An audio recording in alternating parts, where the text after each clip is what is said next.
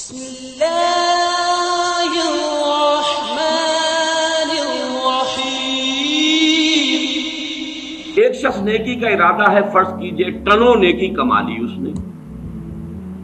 ایک شخص نیکی کی ارادہ کر رہا ہے، شاید صرف ایک سیر نیکی کمائی ہے۔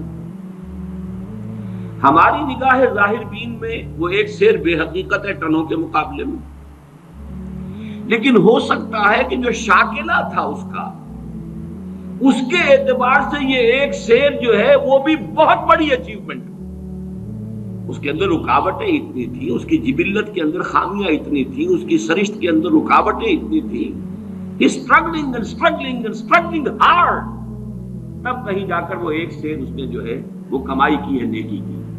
اور ایک وہ ہے کہ جس کی جبلت میں، جس کی سرشت میں، جس کی خلقت میں آسانیاں تھیں، موجود تھیں، وہ ٹنوں بھی لے گیا ہے، تو ہو سکتا ہے اللہ کی میزان میں وہ ایک سیر ٹنوں کے مقابلے میں زیادہ وزنی ہو۔ یہ ہے نہایت پر امید بات۔ پہلا جو ہے وہ پر امید معاملہ کیا ہے کہ ہم ہیں، ہماری نفی نہیں ہے، میرا چوائس، میری مرضی، میری پسند، اس کو بھی اول دخل ہے۔ دوسرا، میری رسپانسبلٹی جو ہے اللہ کے ہاں وہ ان مقدار پر نہیں ہوگی، بلکہ میرے شاکلہ کے اعتبار سے مجھے ایسس کیا جائے۔ اس کو 5 مرتبہ، میں پچھلی مرتبہ وہ 5 آیات آپ کو سنا چکا ہوں۔ لا یکلف اللہ نفسا الا وسعها، اللہ کسی جان کو اس کی وسعت سے زیادہ رسپانسبل، اکاؤنٹیبل نہیں ٹھہرائے گا۔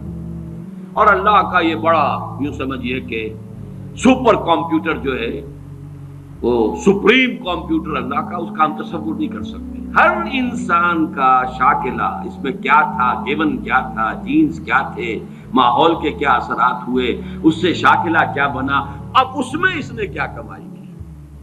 جیسے غزوہ تبوک کا وہ واقعہ ہے کہ بیچارے غریب مزدور انصاری صحابی نے وہ کچھ تھوڑی سی کھجوریں پیش کی لا کر چندے میں، ساری رات محنت کی کسی یہودی کے باغ میں، وہاں محنت کر کے آبیاری کی، باغ کی، اور جو صبح کو کھجوریں ملی کچھ، اس میں سے آدھی گھر والوں کو دے دی، یہ دن بھر کا راشن ہے، آدھی لا کر حضور کی خدمت میں پیش کر دی۔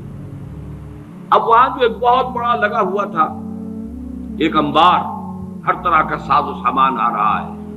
حضور نے کہا، حالانکہ منافقین نے استہزاء کیا، جی ان کھجوروں کے بغیر تو یہ مہم سر ہو ہی نہیں سکتی تھی، کیا کہنے ان کا جو ہے وہ زہر خند جس کو ہم کہتے ہیں، اور ان کا استہزاء کا انداز تھا۔ لیکن حضور نے فرمایا، ان کھجوروں کو اس پورے ڈھیر کے اوپر پھیلا دو، اللہ کی میزان میں یہ کھجوریں اس پورے ڈھیر پر بھاری